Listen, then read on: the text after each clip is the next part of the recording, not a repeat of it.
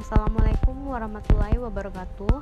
Perkenalkan, kami dari kelompok 5 yang terdiri dari Nabila Tasya Rahman, Rismang, Saira Urjuwani, dan saya sendiri INKB. Kami akan mempresentasikan hasil kelompok kami yang berjudul tentang saham biasa. Baik, selanjutnya saya akan membacakan tentang latar belakangnya.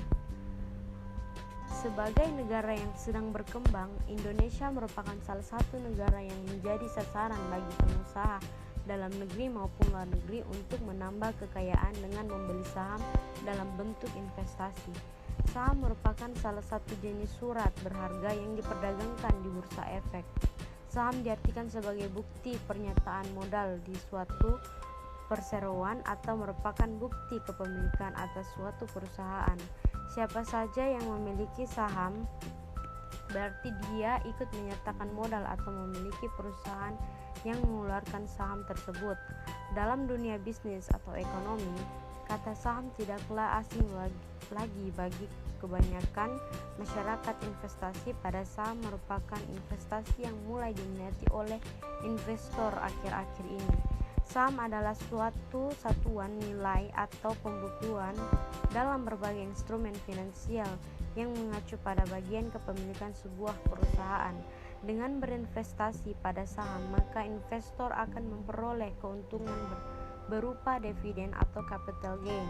Selain itu, tidak menutup kemungkinan investor juga akan dapat saham bonus, yaitu saham yang dibagikan perusahaan kepada pemegang saham yang diambil dari agio saham. Baik, saya akan membacakan lagi tentang pengertian saham. Saham merupakan salah satu jenis surat berharga yang diperdagangkan di bursa efek. Saham diartikan sebagai bukti pernyataan modal di suatu perseroan atau merupakan bukti kepemilikan atas suatu perusahaan. Siapa saja yang memiliki saham berarti dia ikut menyertakan modal atau kepemilikan perusahaan yang mengeluarkan saham tersebut. Dalam bahasa Belanda, saham disebut dengan aandeel. Dalam bahasa Inggris disebutkan dengan share. Dalam bahasa Jerman disebutkan sebagai aktie. Dan dalam bahasa Prancis disebutkan dengan action. Semua istilah ini mempunyai arti surat berharga yang mencantumkan kata saham di dalamnya sebagai tanda bukti kepemilikan. Saya Nabila Tasya Rahman akan menjelaskan beberapa hak pemegang saham. Nah, pemegang saham adalah pemilik dari perusahaan mewakilkan kepada manajemen untuk menjalankan operasi perusahaan. Pemegang saham biasanya mempunyai beberapa hak, di antaranya adalah yang pertama hak kontrol.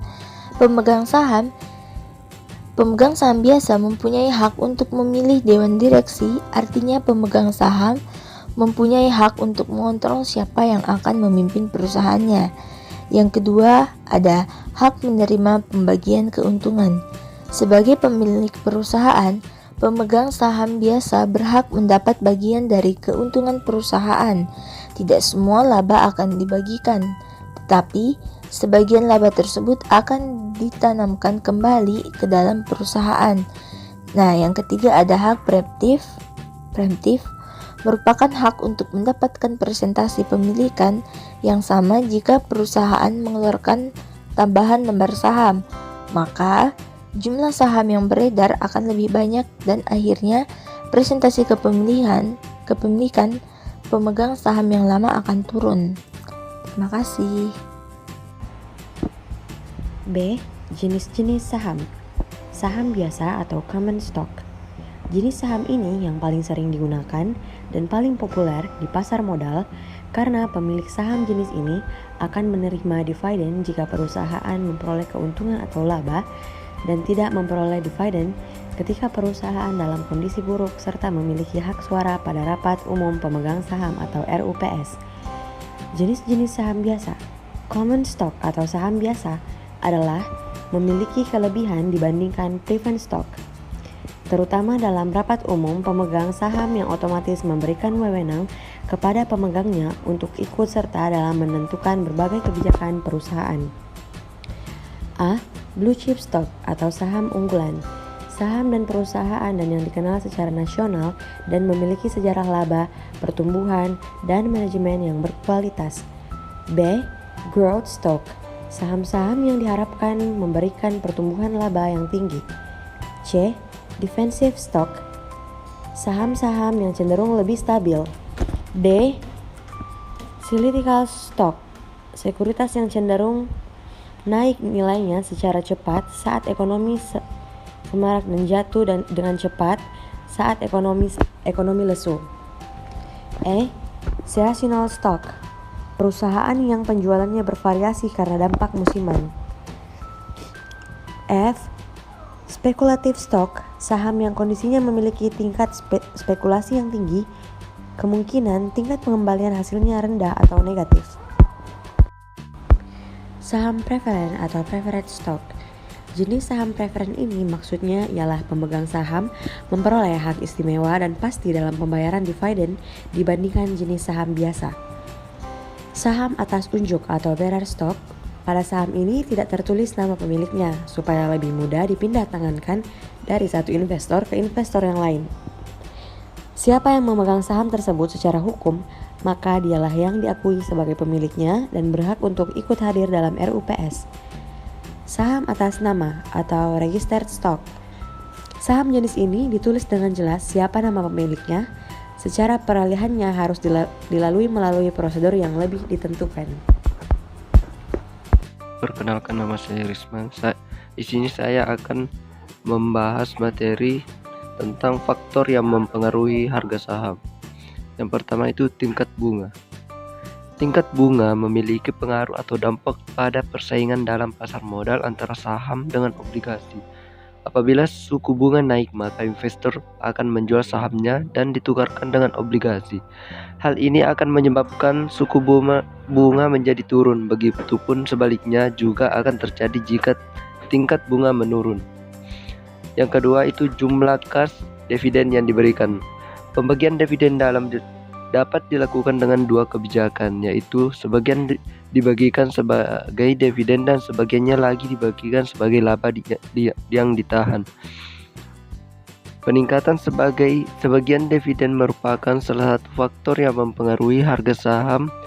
Dapat meningkat kepercayaan dari pemegang saham karena apabila jumlah kas dividen besar, hal itu sangat diinginkan oleh investor sehingga harga saham akan naik. Yang ketiga, laba per lembar saham.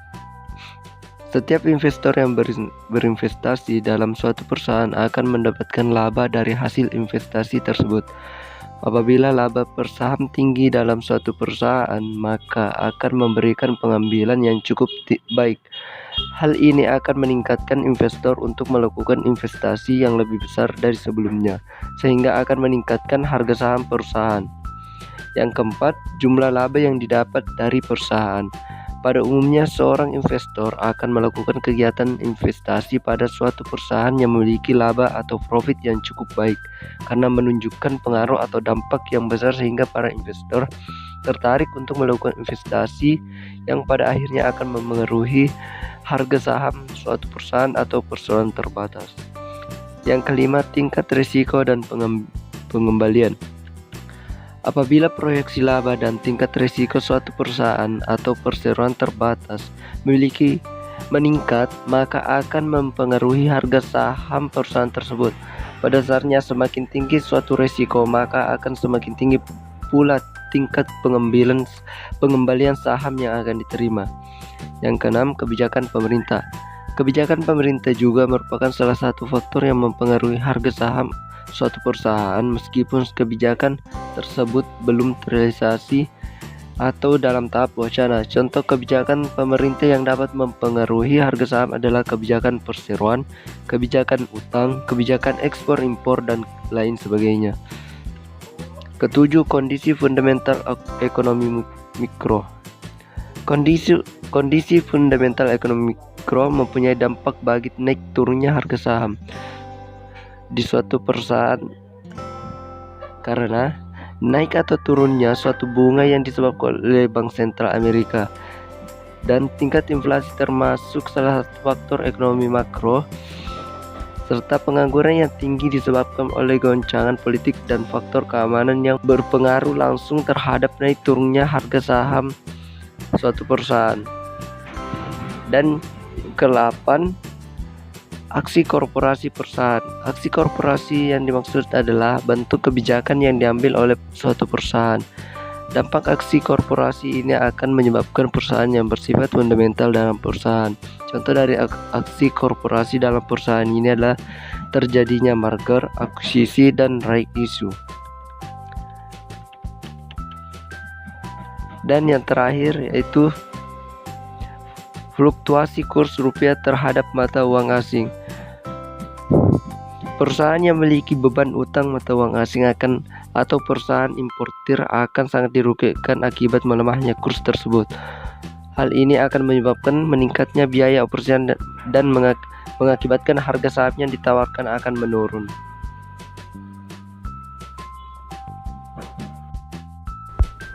Assalamualaikum warahmatullahi wabarakatuh. Saya Zahira Urjani Atika, perwakilan dari kelompok 5, akan menjawab pertanyaan dari Nurul Hikmah, yaitu mengapa beberapa saham preferen memiliki imbal hasil yang lebih tinggi daripada saham biasa? Jawabannya, alasan mengapa hal ini terletak pada pembilang persamaan atau dividen. Secara tradisional, saham preferen menawarkan dividen tahunan yang lebih tinggi per saham di atas saham biasa. Namun ada beberapa yang menarik keistimewaan ini. Dengan membeli saham preferen atau yang biasanya dilakukan oleh investor besar dan orang dalam, pembeli memberikan hak untuk memberikan suara pada hal-hal yang mempengaruhi pemegang saham dan tidak ada kemungkinan apresiasi harga ketika memegang saham preferen. Dengan kata lain, insentif untuk memiliki saham preferen adalah dividen. Jika ini satu-satunya insentif atau yang paling menonjol, maka dividen tersebut harus memberi kompensasi kepada investor karena kurangnya apresiasi harga saham, yang merupakan salah satu insentif utama untuk memegang saham biasa. Semakin tinggi dividen adalah untuk harga tertentu per saham, maka semakin tinggi imbal hasil sahamnya. Terima kasih. Assalamualaikum warahmatullahi wabarakatuh. Perkenalkan, nama saya Rizwan. Di sini saya akan menjawab pertanyaan dari Nur Aulia, yaitu bagaimana cara melihat perusahaan yang berpotensi dan menguntungkan untuk menanam saham. Langsung saja, yang pertama, kita harus melihat ada kenaikan sales dan laba bersihnya dari tahun ke tahun.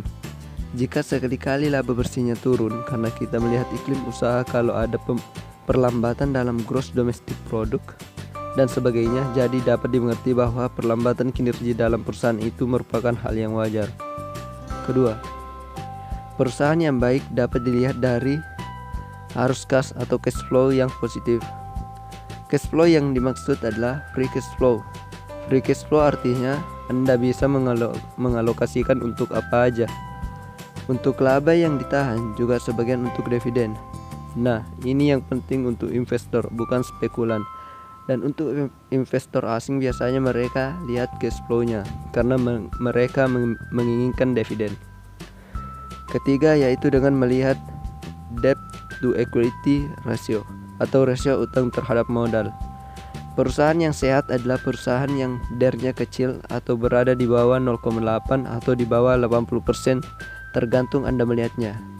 Cara melihat DER suatu perusahaan adalah total utang atau total liabilities dibagi equity atau modal atau ekuitas dikali 100%. Nah, mungkin hanya itu dari kelompok kami. Lebih dan kurangnya mohon dimaafkan. Wassalamualaikum warahmatullahi wabarakatuh.